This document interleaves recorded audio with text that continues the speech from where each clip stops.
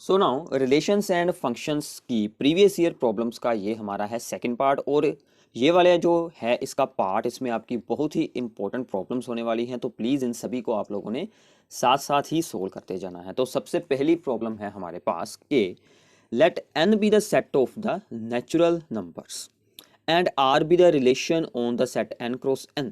अब हमारा relation n cross n के ऊपर है, ठीक है, defined by a b element एक है अब यहाँ पर, is related to C d if and only if a d is equals to b c. ठीक है, ये उनमें रिलेशन बताया गया है। For all natural numbers show that a relation R is an equivalence relation. ठीक है, अब जो रिलेशन दिया गया है पहले हमें उसको यहाँ पर अंडरस्टैंड करना है कि एक एलिमेंट ये है और एक एलिमेंट ये है, ये रिलेटेड होंगे अगर ए इंटू डी यानी कि A into D is equals to B into C is equals to B into C. तो हमें अब इस बात का यहाँ पर ख्याल रखना है।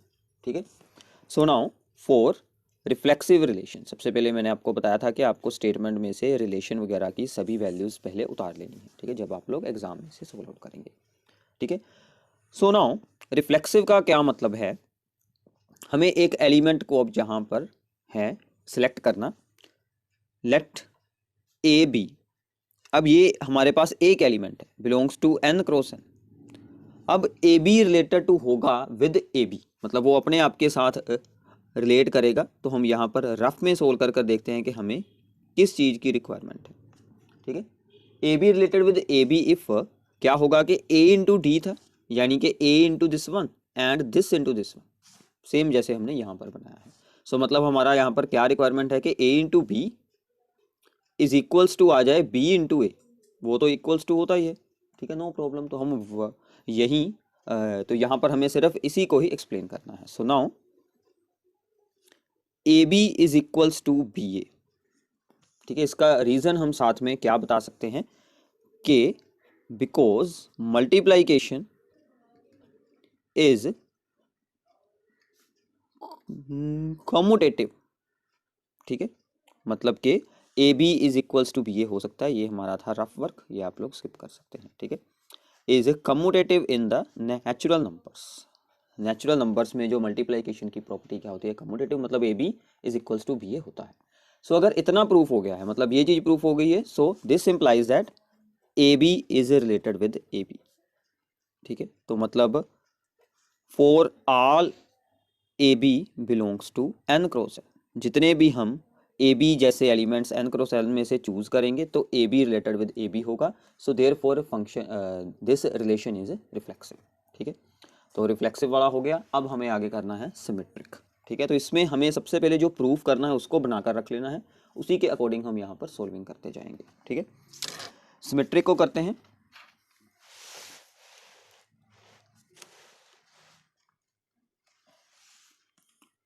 सो नाउ रिलेशन था, अब हम अज्यूम करते हैं फॉर द सिमेट्रिक कि let A B related with C D.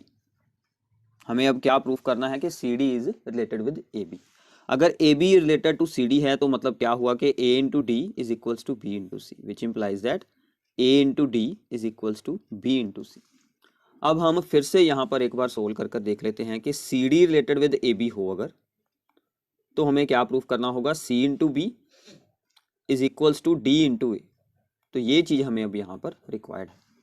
ठीक है, so now as the multiplication is commutative, so a into d is equals to d into a and b into c is equals to c into b। फिर से आपको यहाँ पर लिखना है कि multiplication is commutative। ठीक है,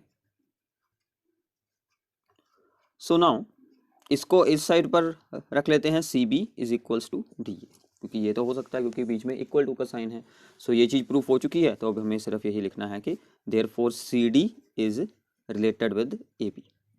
अब देखिए सी इंटू बी हो गया और डी इंटू ए हो गया। ओके है, ठीक है, for all A b comma c d belongs to N cross. ठीक है, therefore it is symmetric. ठीक है, अब हमारा प्रूफ हो चुका है सिमेट्रिक आल्सो।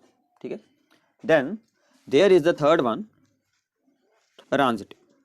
ठीक है, उसके लिए अब हमें क्या करना है कि let A B related with C D and C D related with, हमने यही सीखा है कि A related to B, B related to C, मतलब हमें यहाँ पर अब एक एलिमेंट और चूज करना पड़ेगा। Then c D related with e f. हमें अब यहाँ पर क्या प्रूफ करना है कि A B is related to E f, ये हमें यहाँ पर प्रूफ करना है। ठीक है, तो इसका प्रूफ हम फिर से यहाँ पर लिख लेते हैं कि हमारा आंसर क्या रिक्वायर्ड है, A B related to E F. तो मतलब क्या आएगा कि A into F is equals to B into E, ये हमें प्रूफ करना है। ठीक है, okay.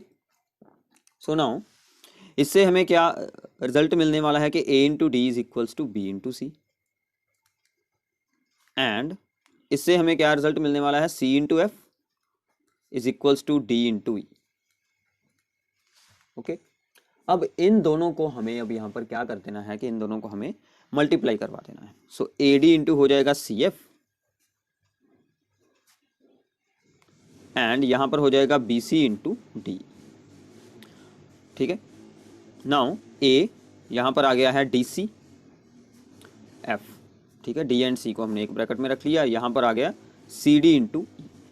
Now d c and जो यहाँ पर है सी डी, हम सी डी को रिप्लेस कर देंगे with d c because the multiplication is the commutative. ठीक है, बस एक बार हमने एक्सप्लेन ऊपर है किया हुआ, बार बार इसको एक्सप्लेन करने की कोई ज़रूरत नहीं है। So D C cancel outs with this one, so A F is equals to B E, so which implies that A B is related to the E F, therefore it is transitive. ठीक है, तो ऐसे आप लोगों को इसे proof करना है। बस एंड में अब आप लोगों को सिर्फ इतना लिखना है, therefore relation is an equivalence relation. ठीक है, तो ये वाली थोड़ी सी इन प्रॉब्लम में से कुछ डिफरेंट प्रॉब्लम थी, तो प्लीज़ इसे जरूर सोल्व कर देखिए। ठीक है, ओके। सो आगे चलते हैं, प्रॉब्लम नंबर 10 सोल्व करते हैं। So now show that function f from the minus infinity to 0 to -1 to 0, ये होगी इसकी डोमेन, ये होगी इसकी range, defined by this one is 1 1 and onto, ये हमें प्रूफ करना है। तो सबसे पहले हमें यहाँ पर दी गई है x की value belongs to minus infinity to 0। इसका मतलब क्या होता है कि x is always less than 0, so which implies that कि मोड x की वैल्यू हमेशा क्या रहेगी, -x। तो हम हमारे फंक्शन में इस वैल्यू को रिप्लेस कर देते हैं। So this becomes the x by 1 plus mod x था, तो मोड x की जगह पर हमारा अब क्या आ चुका है 1 माइनस एक्स। यही हमारी मेन यहाँ पर प्रॉब्लम थी, मोड x यहाँ पर हमारा सोल्व हो चुका है। अब हमने जैसे इससे पहली प्रॉब्लम्स को सोल्व किया है, सिमिलरली वैसे ही करना है 4 1 1। उसके लिए अब हम क्या करेंगे कि late fx1 is equals to fx2। ठीक है, अब यहाँ पर यूज कर लें x1 over 1 minus x1 is equals to x2 over 1 minus x2। अब इसकी क्रॉस मल्टीप्लाई करवा कर इसको आप लोगों ने सोल्व आउट करना है। सिंपल से स्टेप्स हैं, इसको सोल्व कर देखिएगा तो आपका रिजल्ट क्या निकल आएगा कि x1 is equals to x2 for all x1 comma x2 belongs to the domain of the function that is the minus infinity to 0। ठीक है, सो देयरफॉर फंक्शन इज 1 1। तो f हमारा प्रूफ हो चुका है 1 1। Okay, now 4 on 2। अब जब उन्होंने स्टेटमेंट में ही हमें बताया है कि ये फंक्शन ऑन टू है, हमें प्रूफ करना है, तो इसका मतलब होगा ही, तो मतलब जब ऑन टू है तो हमें जनरलाइज फॉर्म में इसे सोल्व आउट कर दिखा देना है। ठीक है, let y is equals to f x क्या है हमारा x ओवर 1 माइनस एक्स। तो यहाँ से अब हमें x को सोल्व आउट करना है, तो ये होगा इस साइड पर multiply, so this becomes y minus y x is equals to x। तो x वाली टर्म्स हमें रख लेनी है एक साइड पर, तो आपका अब यहाँ से x जो है वो सोल्व होकर क्या बन जाएगा, that comes out to be y over 1 plus Y.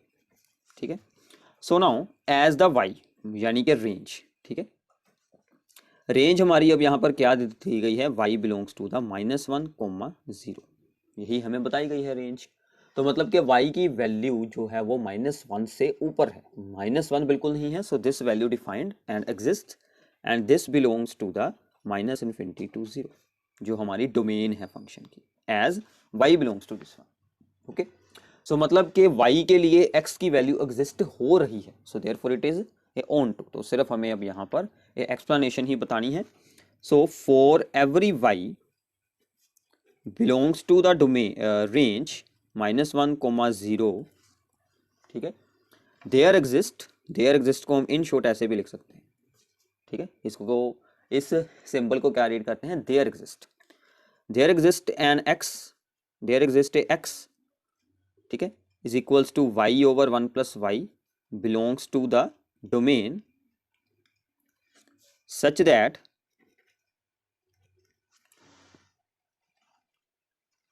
That f of x यानी कि f of y over 1 + y यानी कि f की क्या वैल्यू है, x over 1 - x।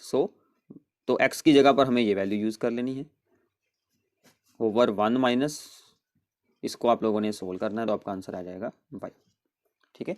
So therefore the function is only, ठीक है। तो सिंपल है, सभी में रिप्रेजेंटेशन सेम है, सिर्फ क्या चेंज हो रहा है कि हमें fx का जो एक्सप्रेशन दिया जाता है उसी में ही चेंज आ रहा है।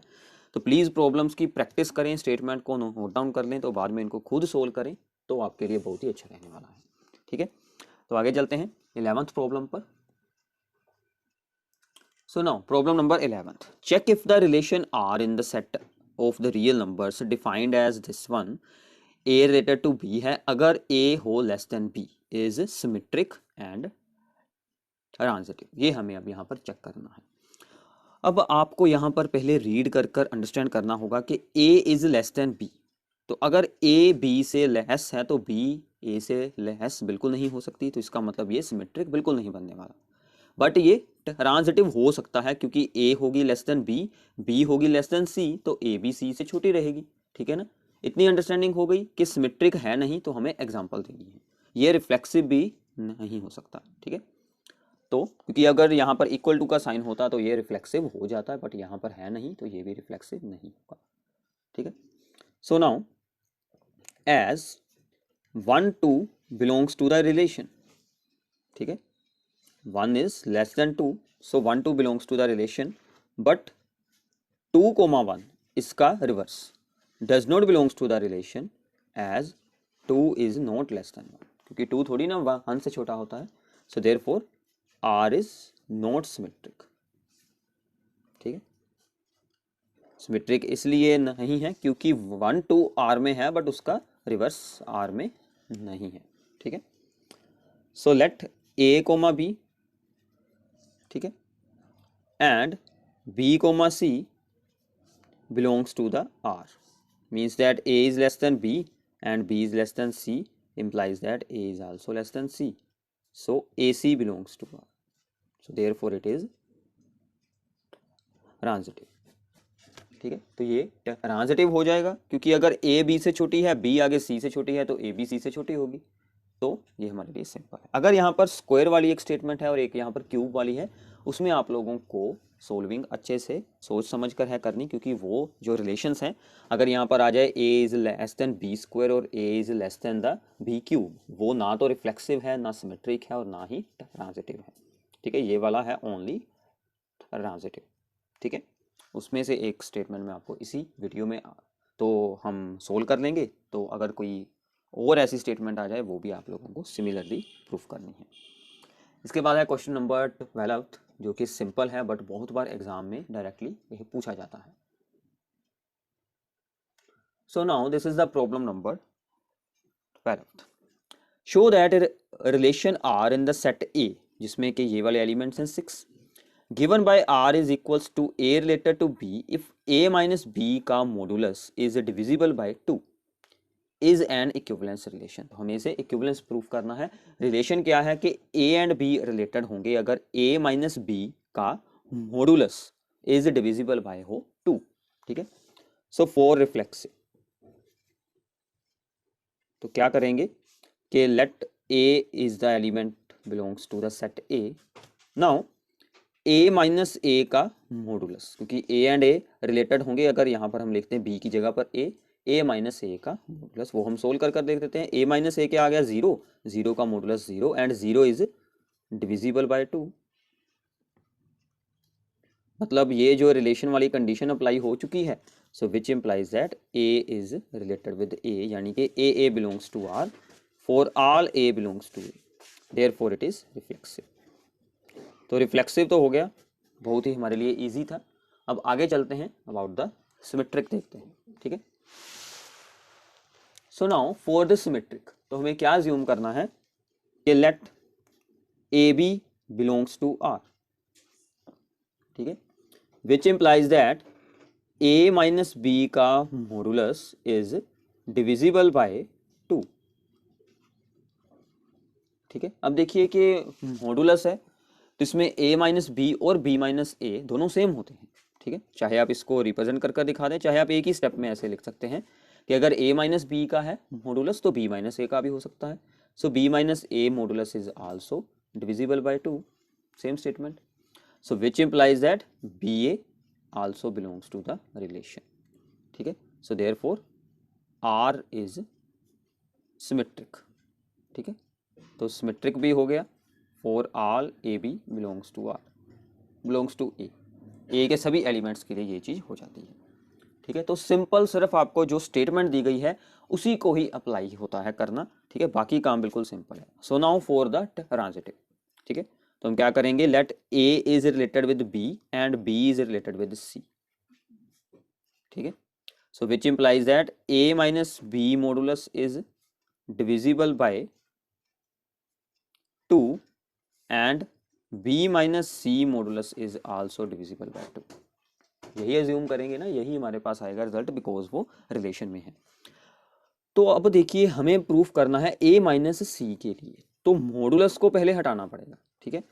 सो विच इम्प्लाइज दैट, यहाँ पर एंड लगा दें, अगर a माइनस बी का मॉडुलस डिविजिबल बाय 2 है तो a माइनस बी की कुछ वैल्यू इस तरह से होगी plus minus 2 into some constant, and b minus C की वैल्यू भी कुछ ऐसे ही होगी plus minus 2 into another constant, क्योंकि 2 के साथ वो डिविजिबल है इसलिए अब इन दोनों को हमें ऐड करवा देना है ताकि b के साथ b सोल्व हो जाए और हमारे a and c he only बचे, ठीक है।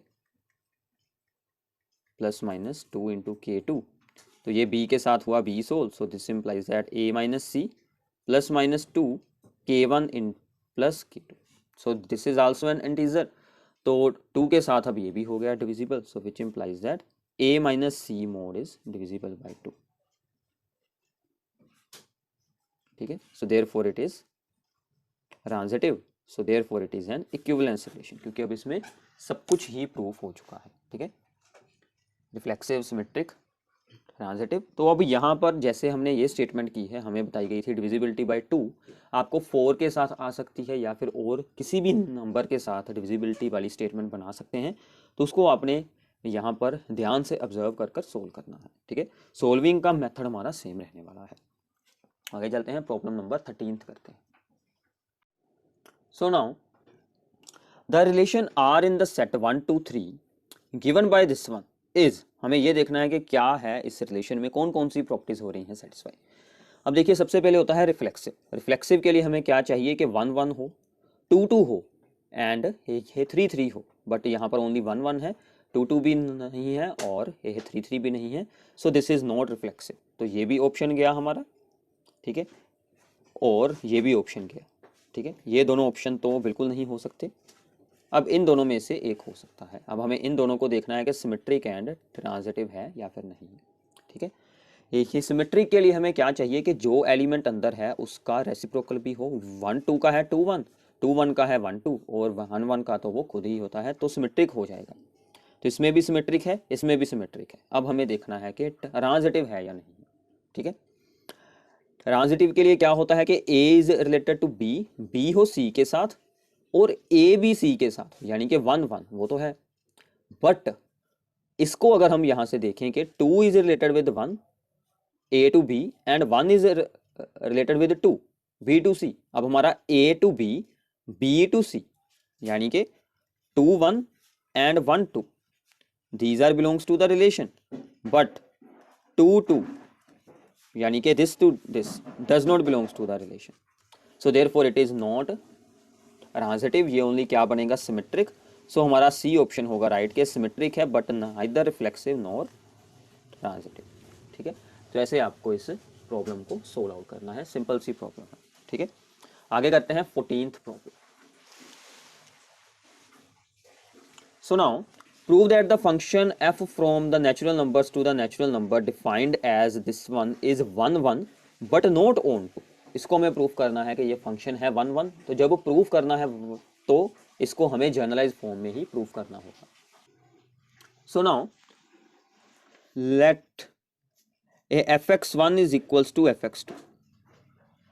ठीक है, तो उससे हमें क्या रिजल्ट मिलेगा, x1 का स्क्वायर प्लस x1 प्लस 1। हमने यहाँ पर x की जगह पर यूज कर ली वैल्यू x1।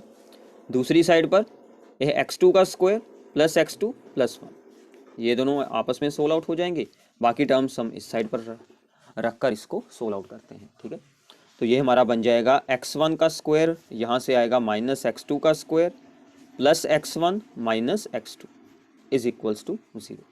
ठीक है, अब इस पर आप लोगों ने फॉर्मूला अप्लाई करना है ए स्क्वायर माइनस बी स्क्वायर का।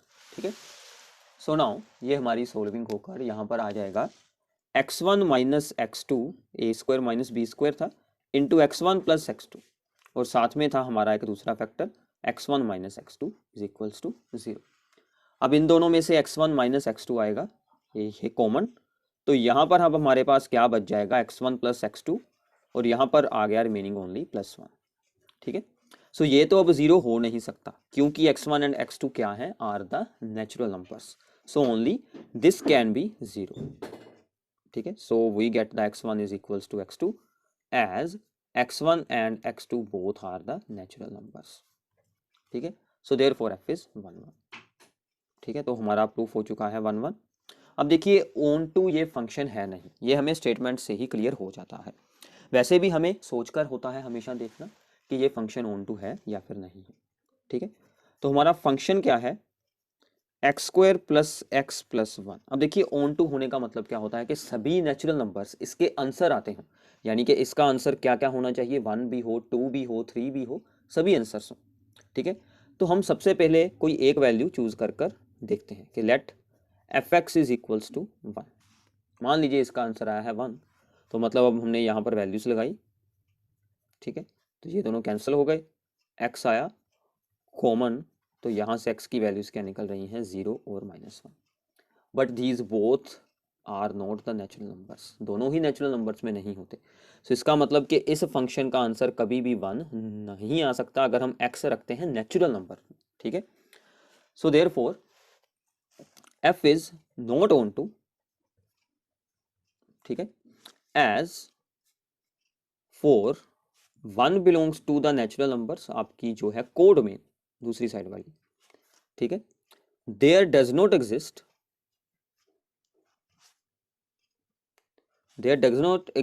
x belongs to the natural numbers such that fx is equals to 1 आ जाए। तो ऐसा कोई भी हमारे पास नेचुरल नंबर नहीं एग्जिस्ट कर रहा जिसका आंसर 1 आ जाए, इसलिए this function is not onto but this function is 1 1। तो अगर हम इसकी डोमेन को चेंज कर लेते हैं तो शायद ये 1 1 हो जाए, मे बी, तो शायद ये हो सकता है कि ऑन टू बनाया जा सकता हो, बट इसके लिए बिल्कुल नहीं है। तो ऐसी प्रॉब्लम्स आपको आ सकती हैं एग्ज़ाम में 3 मार्क्स में या फिर 4 मार्क्स में, तो बहुत ही इंपॉर्टेंट हैं, तो प्लीज़ इनकी अच्छे से प्रैक्टिस करें। ठीक है, तो आगे चलते हैं, प्रॉब्लम नंबर 15 करते हैं। So now problem number 15, this is very important. ठीक है, check that the function from this domain to R given by this one is 1 1 or on to। अब हमें यहाँ पर इसको करना है चेक, तो हमें कोई भी श्योरिटी नहीं है कि क्या ये 1 1 है या फिर ऑन टू है। ठीक है, सो नाउ हम यह स्टार्ट करते हैं कि 4 1 1। उसके लिए हमने क्या रूल सीखा हुआ है कि late fx1 is equals to fx2। ठीक है, x1 यहाँ पर यूज कर लेते हैं, 9x1 का square plus 6x1 minus 5 is equals to the 9x2 का स्क्वायर प्लस 6x2 माइनस 5। 5 के साथ हुआ 5 सोल, ये दोनों टर्म्स आएंगी इस तरफ, 9x1 square minus 9x2 square plus 6x1 minus 6x2। जैसे हमने अब इससे जो पिछली प्रॉब्लम सोल्व की है सिमिलर वैसी ही सोल्विंग हमारे पास यहाँ पर आ चुकी है। तो इसके जब आप लोग बनाएंगे यहाँ पर फैक्टर, तो ये कुछ ऐसे बन जाएंगे x1 माइनस x2, और साथ में आपके पास बच जाएगा 9x1 plus 9x2 plus 6 is equals to 0। So now this also implies that x1 minus x2 is equals to 0 as x1 comma x2 both क्या है, हमारी डोमेन क्या है, 0 to इन्फिनिटी, यानी कि पॉजिटिव नंबर्स हैं ऑलवेज, तो इनका आंसर 0 हम नहीं बना सकते इन सभी को ऐड करके, ठीक है। So which implies that x1 is equals to x2, so this function is 1 1, ठीक है। तो 1 1 तो प्रूफ हो गया, बिल्कुल सिंपल था, पिछले सम जैसा ही था सिमिलर।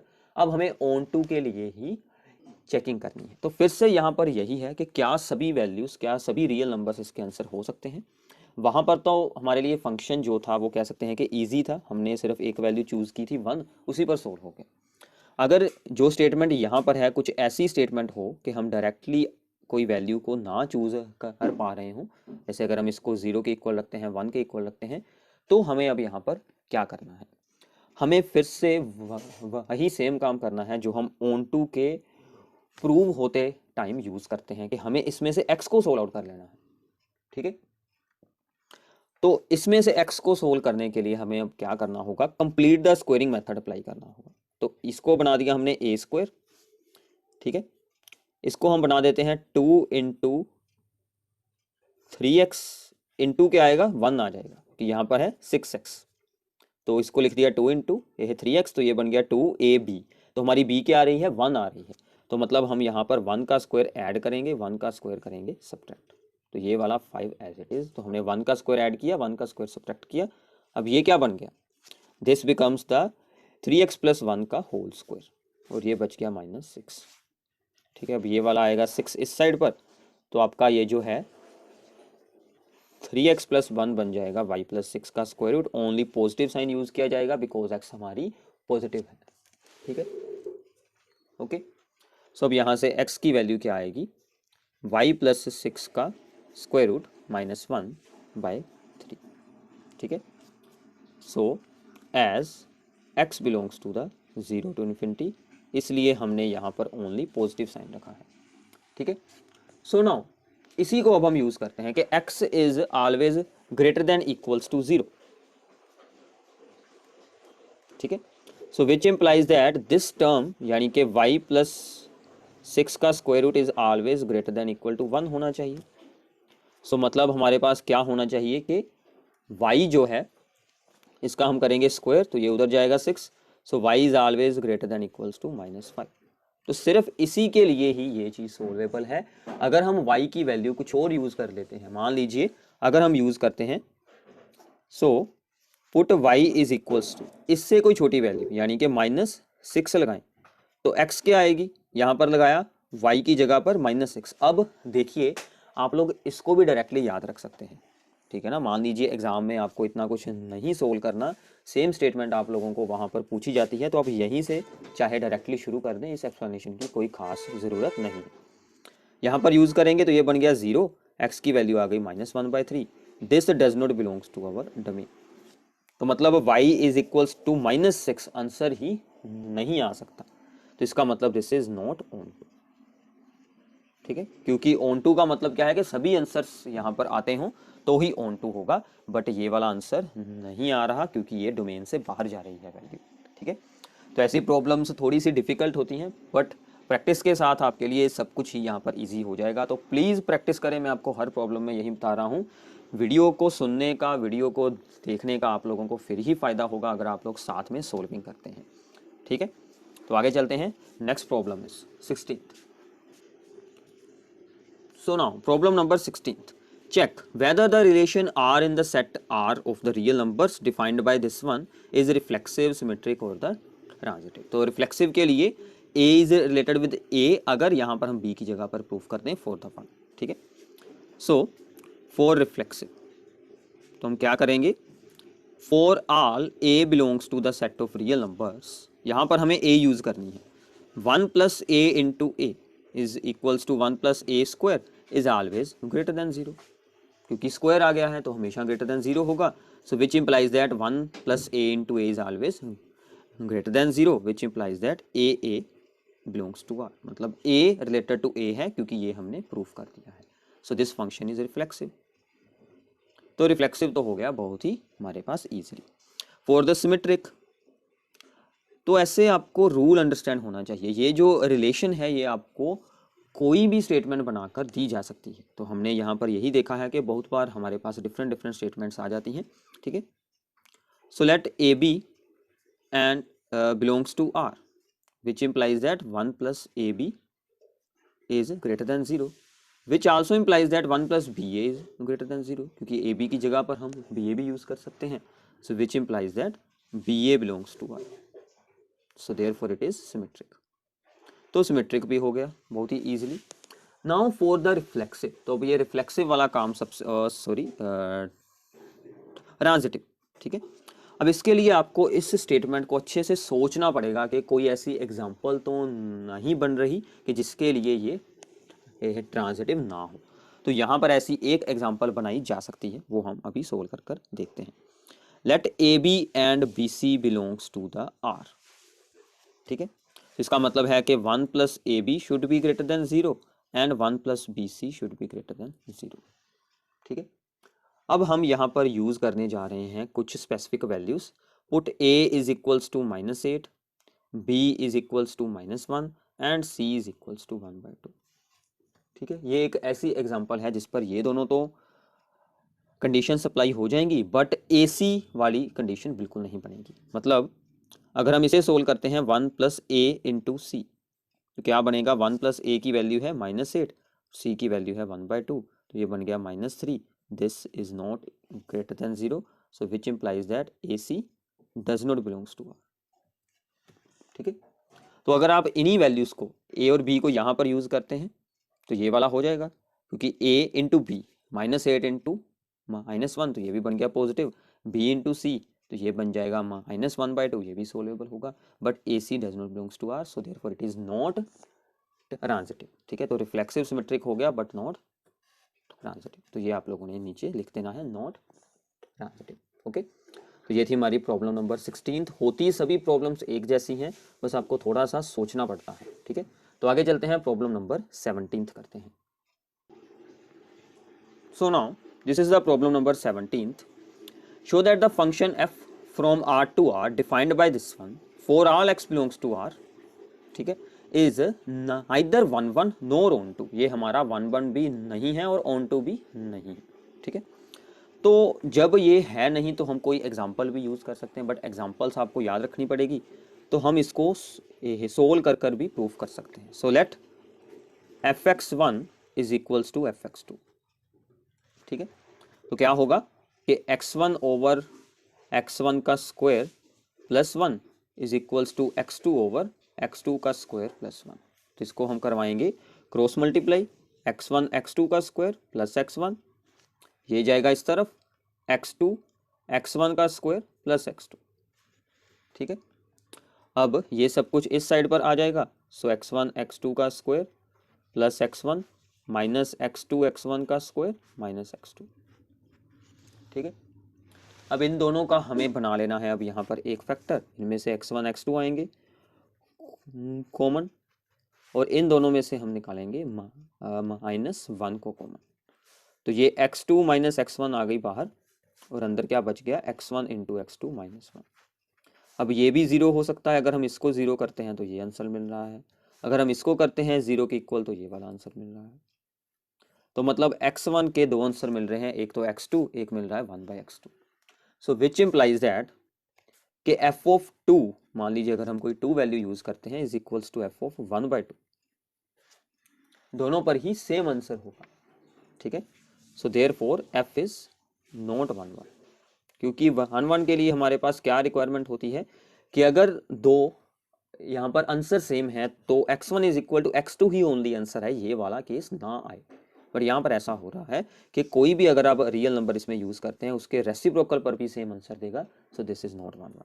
ठीक है, तो एग्जाम में आप लोग डायरेक्टली इसको भी याद रख सकते हैं. अगर आपने इतना कुछ नहीं सोल्व करना, अगर आप एग्जाम्पल याद रख सकते हैं, तो अगर आप इसको डायरेक्टली सोल्व कर कर बता दें कि f ऑफ 2 यहाँ पर यूज कर कर और f ऑफ 1/2 की वैल्यू सोल्व कर कर दिखा दें, उससे भी काम हो जाएगा. ठीक है, तो आगे है अब हमारे लिए ऑन टू के लिए. ठीक है, तो हमें स्टेटमेंट में ही ये बात बताई गई है कि this is not onto, तो हमें कोई एग्जाम्पल चूज करनी है. सो हम फिर से यहाँ पर कर सकते हैं कि let fx is equals to 1, which implies that x over x square plus 1 is equals to 1. ठीक है, सो नाउ इससे हमारे पास इक्वेशन क्या बन जाएगी? x square minus x plus 1 is equals to 0. अब इसके हमें सोल्व कर कर देखने हैं फैक्टर्स, अगर सोल्वेबल है तो उसके लिए हमें पहले क्या चेक करना होगा, डिस्क्रिमिनेंट। ठीक है, क्या फार्मूला होता है उसका, b square minus 4ac। B की वैल्यू क्या है यहाँ पर, -1 minus 4 into AC -4, so this comes out to be -3। So अगर डिस्क्रिमिनेंट की वैल्यू हो माइनस में, सो नो रियल रूट्स। ठीक है, तो इसके कोई भी रियल रूट्स नहीं है, सो इसका मतलब कि जो है 1, सो वो इसकी कभी भी वैल्यू नहीं आ सकती। सो therefore this function is not on. ठीक है, क्योंकि 1 के लिए कोई भी x की वैल्यू एग्जिस्ट नहीं कर रही है। ठीक है, तो मतलब आपको कोई भी एक एग्जांपल थी यहाँ पर बतानी, तो वो हमने यहाँ पर बता दी है, इसके साथ आप इसे प्रूफ कर सकते हैं। ठीक है, तो आगे चलते हैं problem number 18। So now problem number 18 है हमारे पास कि ये है एक रिलेशन, हमें यहाँ पर लिखनी है right the range of the, सिर्फ हमें इसकी रेंज लिखनी है। ठीक है, तो ये है relation on the set of the natural numbers. तो रेंज के लिए हम इसको चूज करते हैं। रेंज का मतलब क्या होता है कि y की क्या क्या वैल्यूज हो सकती हैं। तो ये हमें फॉर्मूला बताया गया है, तो इससे हम सोल्व कर लेते हैं y की वैल्यू को। तो ये बन रही है y is equals to 8 minus x by 2। So now x क्या हो सकती है, सभी नेचुरल नंबर्स। तो हम यूज करते हैं 1 by 1। x is equal to लेंगे 1, तो इसकी वैल्यू क्या आ जाएगी, 8 माइनस 1 यानी कि 7 बाई 2। ठीक है, अभी उतारते हैं, अभी हम सोल्व कर कर देखते हैं कि क्या क्या वैल्यूज आ रही हैं, फिर उनमें से जो जो होंगी वो यहाँ पर हम सेलेक्ट कर लेंगे। 2 लगाते हैं, तो ये बन जाएगी 6 बाई 2 यानी कि 3। ठीक है, फिर लगाते हैं हम x की वैल्यू यहाँ पर, ये है 3, ये बन गया 5 बाई 2। ऐसे ही हम लगाते हैं 4, तो ये बन जाएगा 4 बाई 2 2। फिर हम लगाएंगे यहाँ पर 5, तो ये बन जाएगा, ये है 3 बाई 2। फिर हम लगाएंगे 6, तो ये बन जाएगा 1। फिर हम लगाएंगे 7, उस पर बन जाएगा 1 बाई 2। फिर हम लगाएंगे 8, अगर हम लगाते हैं x की वैल्यू 8 तो y बन रहा है 0, but 0 is not the natural number. अब इनमें से कौन कौन सी वैल्यूज़ आ सकती हैं, ये वाली हो सकती है, ये वाली हो सकती है और ये वाली हो सकती है, क्योंकि बाकी सभी ये जो वैल्यूज़ हैं these are not natural numbers. ये तो नेचुरल नंबर्स ही नहीं होते, ये भी नहीं है। इससे आगे अगर हम कोई भी इससे ऊपर की वैल्यू लगाएंगे तो y के आंसर नेगेटिव में आने शुरू हो जाएंगे। तो इसलिए सिर्फ हमारे पास यही सभी एलिमेंट्स बन सकते हैं रेंज में। तो रेंज में कौन कौन से आंसर आ रहे हैं, that is the 3 2 and 1 only, और इसके अलावा इसका कोई भी आंसर बिल्कुल नहीं आ सकता। सो this is the simple problem. हमें ये देखना है कि y के कौन कौन से आंसर्स हो सकते हैं, ध्यान रखना है कि किस सेट पर रिलेशन है। ठीक है, नेचुरल नंबर है तो इसके अकॉर्डिंग हमने सोल्व कर दिया। ओके, तो आगे चलते हैं। ऐसी ही एक और हमारे पास सिंपल सी प्रॉब्लम है, what is the range of this function. ठीक है, तो अब देखिए कि मोड फंक्शन का मतलब क्या होता है। इसके दो आंसर्स हो सकते हैं, एक तो हो सकता है प्लस साइन का, एक हो सकता है माइनस साइन का। ठीक है, ये होगा अगर x की वैल्यू होगी ग्रेटर देन इक्वल टू 1, ये होगा अगर x की वैल्यू होगी लेस देन 1। तो अगर हम इसको डिवाइड करवा दें विद x माइनस 1, तो यहाँ पर भी होगी x माइनस 1 के साथ डिवाइड, तो यहाँ पर बच गया +1, यहाँ पर हुई तो ये बच गया -1। तो मतलब इसकी रेंज क्या बन जाएगी, सिर्फ दो ही आंसर हो सकते हैं, +1 और द -1। ठीक है, तो ये कुछ इजी सी हमारे लिए प्रॉब्लम थी। तो यहाँ पर है हमारे पास 20th प्रॉब्लम, जो मैंने आपको बताई थी कि आपको बी क्यूब वाली स्टेटमेंट भी यहाँ पर मिल जाएगी। तो ये आप लोगों ने ज़रूर सोल्व करनी है। ये ना तो रिफ्लेक्सिव होगी, ना ही बनेगी सिमेट्रिक, और ना ही बनेगी ट्रांजिटिव। यही हमें सब कुछ यहाँ पर प्रूव करना है। ठीक है, रियल नंबर्स पर है a is less than b cube. तो हमें एग्जाम्पल्स बनानी है। ठीक है, तो सबसे पहले देखते हैं रिफ्लेक्सिव के लिए कौन सी एग्जाम्पल बनती है। ठीक है, so now let 1 by 2 belongs to the real numbers. ठीक है, सो नाउ 1 बाई 2 का जो होता है cube, that is equals to 1 by 8। तो अब ये 1 बाई 8 1 बाई 2 से छोटी वैल्यू है, so which implies that 1 by 2 is not less than equals to the 1 by 2 का क्यूब। ठीक है, तो ये ना तो इससे छोटी वैल्यू है, ना ही इसके बराबर हो सकती है। So which implies that 1 by 2 comma 1 by 2 does not belongs to the relation number और रिलेशन। ठीक है, सो देयरफॉर नॉट रिफ्लेक्सिव। ऐसे ही आप बहुत सारी एग्जांपल्स बना सकते हैं। 1 से छोटे जितने भी होते हैं नंबर 0 और 1 के बीच, उनका स्क्वायर कर दें, क्यूब कर दें, वो अपने आप से ही छोटे होने शुरू हो जाते हैं। ठीक है, आगे करते हैं for the symmetric as 1 2 belongs to the R.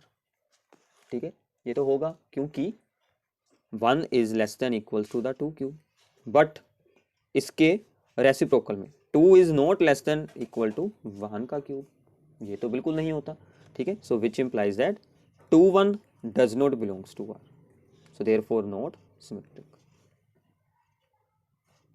ठीक है, अब इसमें जो हमारी थर्ड चीज है दैट इज द ट्रांजिटिव, उसकी एग्जांपल आपको अच्छे से याद रखनी है। ठीक है, वो बहुत ही इंपॉर्टेंट वाली है, वो अक्सर हमें याद नहीं रहती, वो हमें जरूर याद रखनी है। तो उसके लिए हम यहाँ पर एग्जांपल एक यूज कर रहे हैं।